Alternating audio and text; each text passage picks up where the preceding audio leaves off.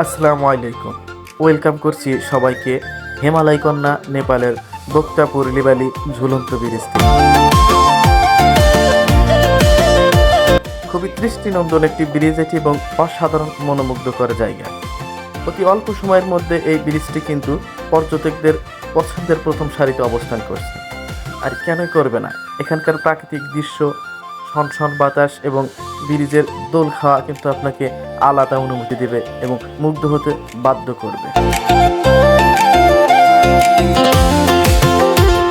মাত্র 2022 সালে উদ্বোধন হওয়া ব্রিজটি এখন শুধু নেপাল নয়, নেপালকে ছাড়িয়ে বহির্বিশ্বের পর্যটকদের পছন্দের প্রথম সারিতে অবস্থান করছে।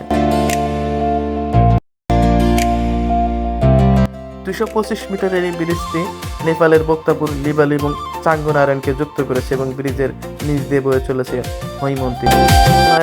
ঠান্ডা সনসনে বাতাস এবং ব্রিজের দোল খাওয়া এটা কিন্তু আপনাকে বাড়তি অনুভূতি দেবে এবং যারা একটু দুর্বল হৃদয়ের অধিকারী তাদের জন্য কিন্তু এই ব্রিজটি অতিক্রম করা খুবই কঠিন।